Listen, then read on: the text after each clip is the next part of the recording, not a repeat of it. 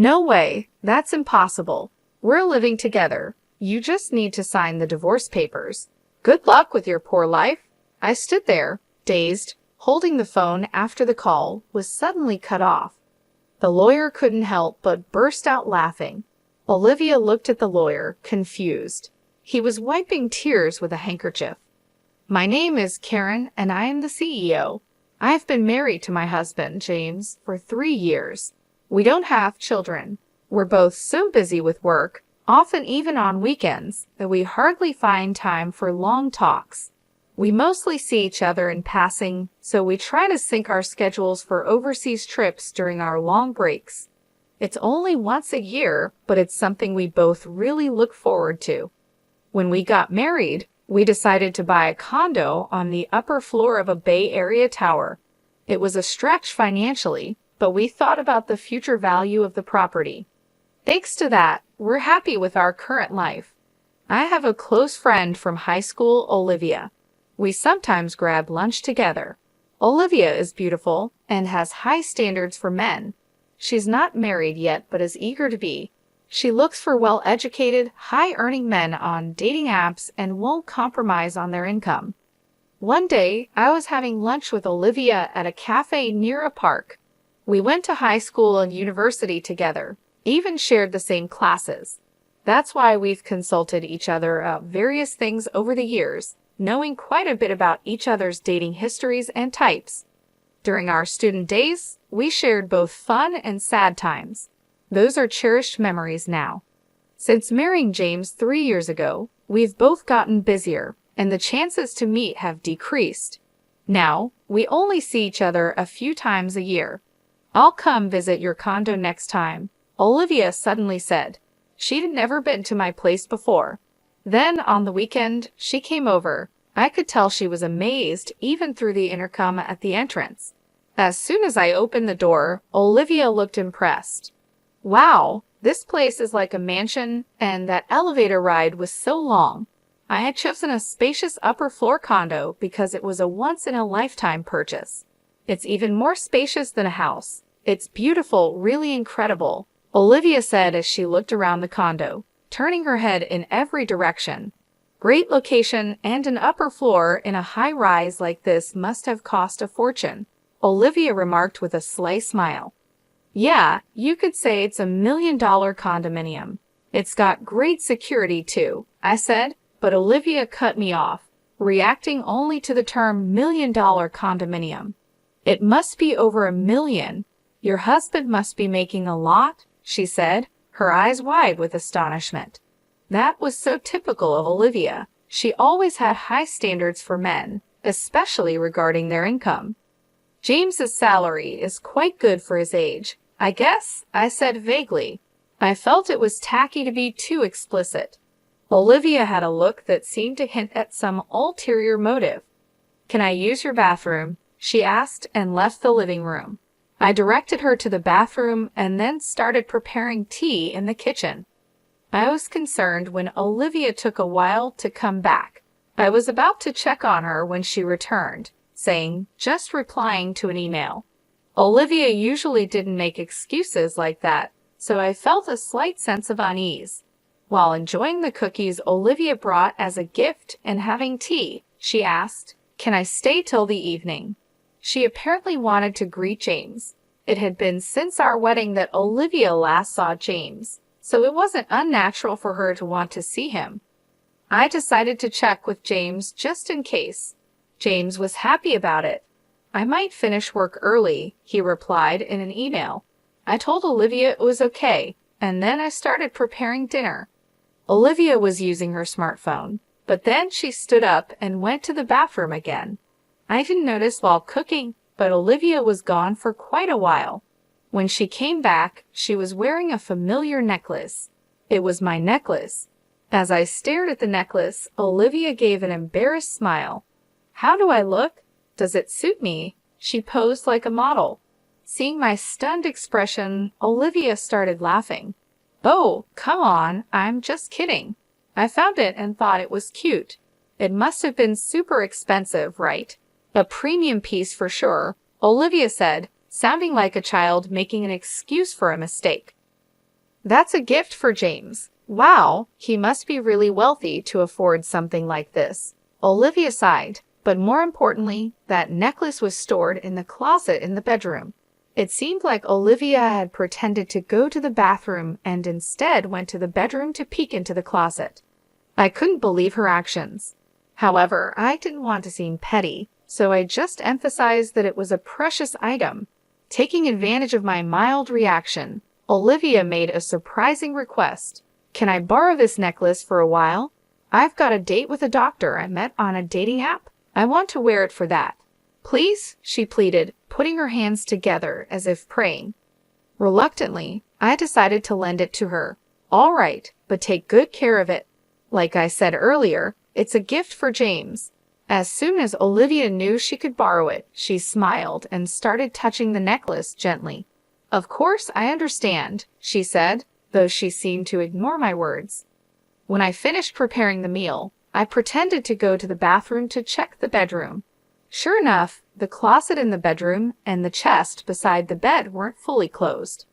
Olivia must have opened every drawer and door she could find. There were fingerprints on the jewelry, watches, and precious metals. She might have touched things but probably didn't intend to borrow them. The shoes seemed to have been tried on, and the heels were bent out of shape. This was clearly going too far. I went back to the living room and asked Olivia, "You touched various things in the bedroom, didn't you? The shoes are out of shape, and there are fingerprints on the watch." Olivia puffed out her cheeks a bit instead of looking sorry. "Please don't do that again," I told her. Olivia went back to her normal face and said, "Sorry. I didn't want to make a big deal out of it and risk hurting our friendship, so I just laughed it off lightly." That's when James came home. He was holding a box of cake. It was the first time James and Olivia had seen each other since our wedding. It was awkward at first, but they slowly started talking, and by dinner, they were chatting like old friends. While I was cleaning the dishes, they were laughing together. "My boss is terrible, right?" James said, laughing. "I envy James's team," Olivia added. James was smiling, his eyes crinkling with laughter. "That's not true," he replied. I was a bit uncomfortable seeing Olivia touch James so casually, but I thought it was better than them being distant. After all, James wasn't usually the type of man Olivia went out with. About a month after Olivia's visit, I noticed a change in James. He spent more time on his smartphone, which he usually didn't do. He often seemed distracted when I spoke to him and asked me to repeat myself. He always took his phone with him, even to the bathroom. It was a noticeable change. I felt like I was becoming a cheated-on wife.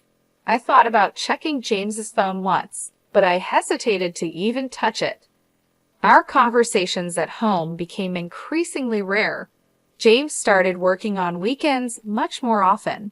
He was hardly ever at home on weekends. Originally, we barely saw each other on weekdays, but now we weren't seeing each other on weekends either. It felt like we were living separately, even though we were in the same house. Moreover, we started sleeping in separate bedrooms under the excuse of his tiredness. I was thinking about divorce or separation when I found divorce papers on the living room table. Upon closer inspection, James had already signed them. Although I had suspected it, actually seeing them still shocked me. With trembling hands, I called James. "I just got home and saw this on the table. What does this mean?" "It means exactly what it looks like. I want a divorce," James replied. I pressed him for a real reason.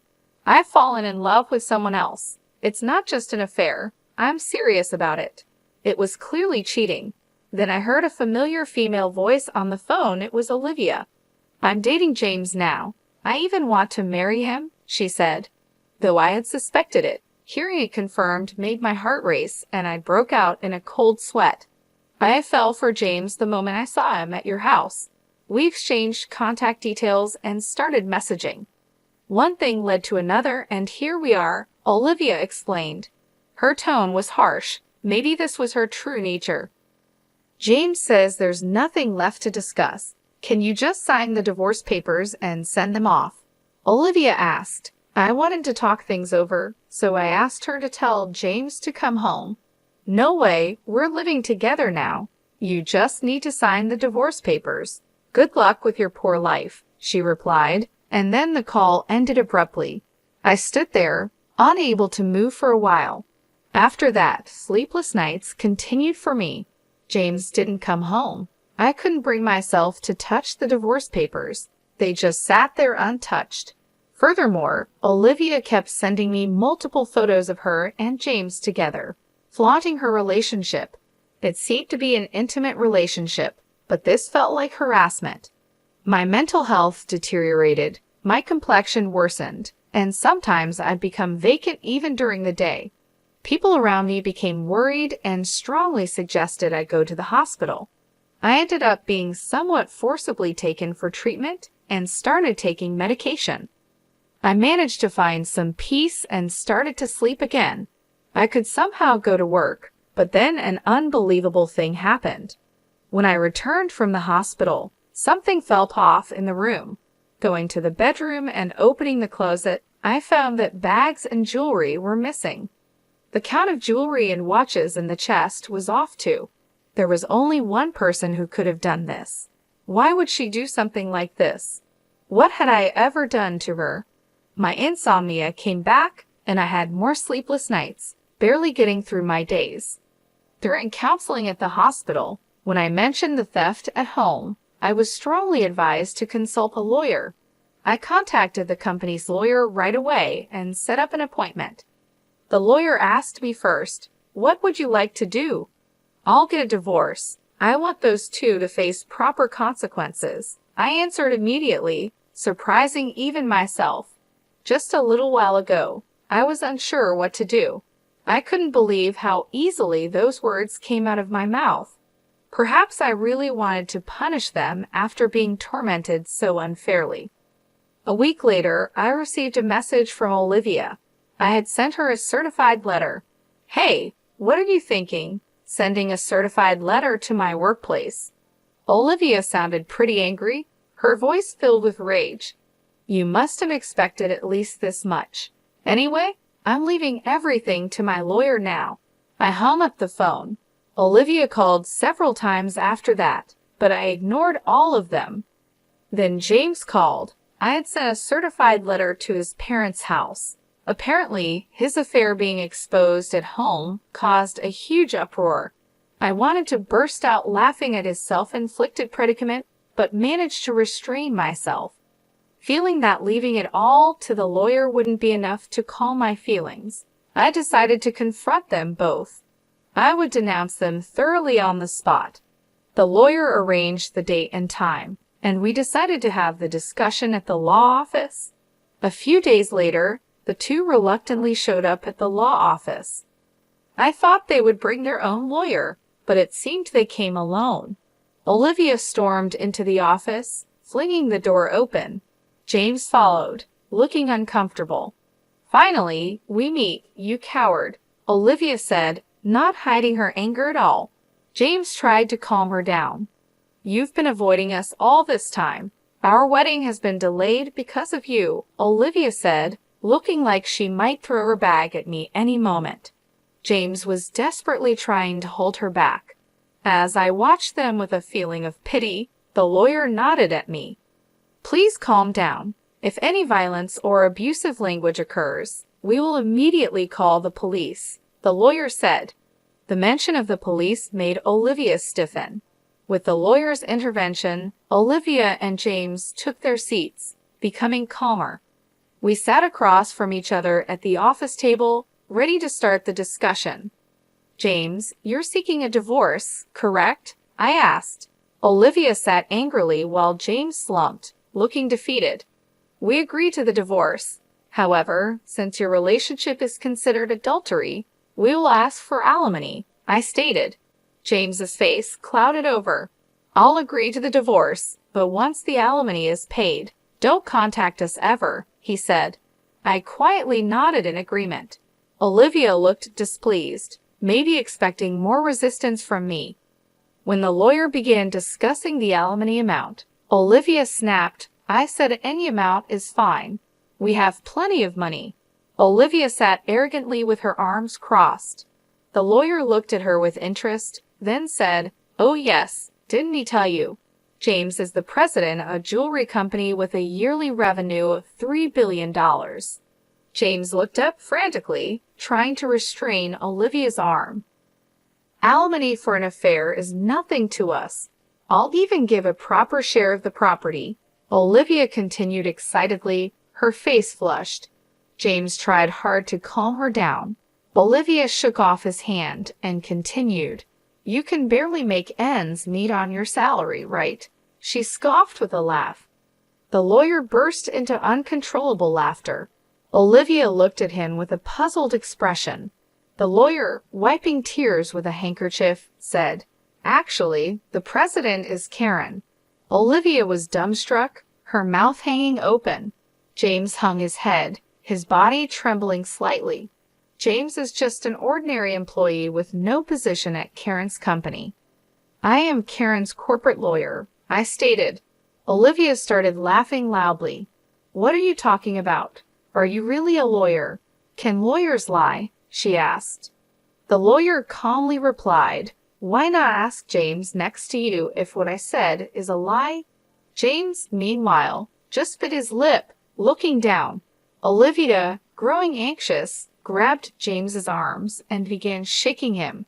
"You said you were the president of a $3 billion jewelry company. That's not a lie, right?" James remained silent. He covered his face with his hands, uttering inaudible moans. Olivia, growing more desperate, gripped his arms tighter, repeatedly asking, "Answer me, it's not a lie, right?" James finally whispered in a raspy voice, "I'm sorry." The room fell into a deep silence. Olivia's strength seemed to leave her body, and she let her hands that were gripping James fall limply. "You said you were the president of a company making $3 billion a year," she muttered almost to herself. James's single apology had plunged Olivia into despair. She stood up, trembling. "It's a lie, right? There's no way you're the president." Olivia pointed at me accusingly. "Why didn't I know about this after all we've shared?" I spoke to Olivia calmly, as if guiding her. "Just because we're close friends doesn't mean I tell you everything, especially since you were so fixated on money. I had no intention of telling you." I looked Olivia straight in the eyes without averting my gaze. Olivia seemed to lose all her energy and slumped down. "Then that house, of course, the house is in my name, so James will be the one leaving," I continued. Olivia fell silent, and James continued to hold his head. James probably didn't want to come here. He knew this would happen. But if he didn't come here, things would be worse. It's hell either way for him now. James is left with nothing but hell waiting for him. The lawyer began to present the evidence. I had first gathered these photos of James and Olivia together. They were the photos she sent to my phone, now printed out. The lawyer placed a voice recorder on the table and played a recorded conversation. "Why would you send something like this?" "I just wanted to share our happiness with you." Olivia's voice filled the room, while James seemed to be holding back tears. "Hey, still clinging to the past. I want to divorce quickly. I know what you're clinging to. It's James's income. He's the president of a $3 billion jewelry company, right? You hid it because you thought I might take it," Olivia said, perhaps embarrassed, and covered her face with her hands. "Hurry up and divorce and leave that condo. It'll be mine soon. Too bad James didn't come back to you. I'll give you as much alimony as you want." "Poor thing. Your aim was the money, not James." "I'm speechless at how you've been deceived, James." James looked down, tears spilling onto his pants. James and Olivia fell silent. "Do you think this is over? What else is there, Olivia?" "You broke into the house when Karen wasn't there and stole several items, didn't you?" the lawyer said calmly. James looked shocked, apparently unaware of this. "Hey, what's this about stealing?" Olivia bit her lower lip, her hands shaking. "No, not me. I don't know anything," she said. The lawyer placed a tablet on the table and played a video. It showed Olivia sneaking into the bedroom, taking bags and jewelry, and stuffing them into her bag. Olivia stared wide-eyed at the footage. "What is this? Why are you recording me? Isn't this illegal surveillance?" she asked. James covered his face with his hands. "Inside our house, we've always had security cameras. Why didn't you tell me that earlier? Who would think you'd break in to steal?" I started to get a headache from their ridiculous argument. "And you used my key without permission. I wanted those things. It's your fault for not buying them for me," one argued. They kept arguing, ignoring us and the lawyer, and I could only watch in disbelief. "Please save your arguments for later. Regarding this theft, we will be filing a police report," I said. Olivia seemed to panic at the mention of the police. "The police? That's a bit much, isn't it? I just borrowed something from a friend," she protested. "I never gave you permission to borrow anything," I replied calmly. "Besides, you're not a friend. You were just a classmate. That's why I'm filing a police report." Olivia seemed to realize she was defeated, and her attitude turned gloomy. "Don't say that. I'll pay for it. I'll make up for it. Just please don't call the police." Olivia started to kneel and apologize. I looked down at her and said coldly, "You're going to compensate. The value of what you stole is more than your annual income. Are you sure about that?" Olivia was speechless. "And there's also the matter of the alimony." Olivia turned to James, pleading in a tearful voice. "You'll pay, right? Even if you're not the president, you still earn well, right?" James was silent, looking down. "He can't pay it because he's about to be fired," I added. James looked up in surprise. "That's right. Since leaving the house, James has not shown up for work. Plus, with this commotion, there have been complaints from his boss," I explained. James looked like he might collapse on the floor. "But there's still the property division, right?" "I'll pay with that," Olivia said, but that wasn't possible. Karen and James had a prenuptial agreement about property. "You didn't hear anything from James, did you? He never told you the inconvenient truths," I said, looking at James with disdain. The lawyer placed the contract on the table. The agreement stated that if the marriage lasted less than 5 years, neither party could claim the other's property. Currently, they were in the 3 years of their marriage. Olivia tried to grab the document, as if to tear it up. "You should handle that document carefully. It's a notarized deed, and you could be held legally accountable for damaging it," I warned her. At the mention of a crime, Olivia stopped. She then half-heartedly pleaded with James. "James, you have savings, right? Use that to pay." James looked at Olivia with resentful eyes. "What money? You always wanted sushi, steak, this, that. There's no way I have any savings left." It appeared he also had debts from questionable sources. Olivia's shoulders slumped. It was a pitiable sight. The glamorous appearance that used to make men turn their heads was gone. This was the result of the seeds she had sown herself. The two sat looking haggard and lost, muttering, "This wasn't supposed to happen, and what will I do now?" I decided to leave the rest to the lawyer and stood up to leave. "Olivia, money isn't something you steal from others. It's something you earn through effort." After that, the divorce went through smoothly. I sent all of James's belongings back to his parents. His parents kept apologizing to me and even sent a letter of apology. Olivia was interrogated by the police for illegal entry and theft. My police report led to an investigation, and Olivia was arrested after admitting her guilt. Half of the stolen items had been sold, but I got the rest back. Despite the maliciousness of her actions, her show of remorse and intent to compensate suggested she might receive a suspended sentence. However, Olivia had other crimes. It was revealed that she had been stealing from men she met on a dating app, which meant she would likely face a prison sentence. No wonder she reacted so strongly to the mention of police and crime. James couldn't live in Olivia's apartment and moved to a 2-apartment on the outskirts of town. He's looking for a job, but his unexplained absences and poor attitude at his last job make it hard for him to get hired. For now, He's getting by with day labor. After the divorce, I threw myself into my work. Now, I'm expanding our company's jewelry line to Europe. The idea came after a trip to Europe that I took as a break from everything. During that trip, I had the chance to share a glass of wine with the owner of a jewelry store in Switzerland. We talked passionately about jewelry designs. The owner and I hit it off, and he agreed to showcase my company's jewelry in his store. The owner is a wonderful man who, perhaps because of his own history with divorce, understands my heart act. To be honest, I'm focusing on sales in Switzerland, partly to see him. It might be mixing business with pleasure, but I think I've earned this perk after all I've been through.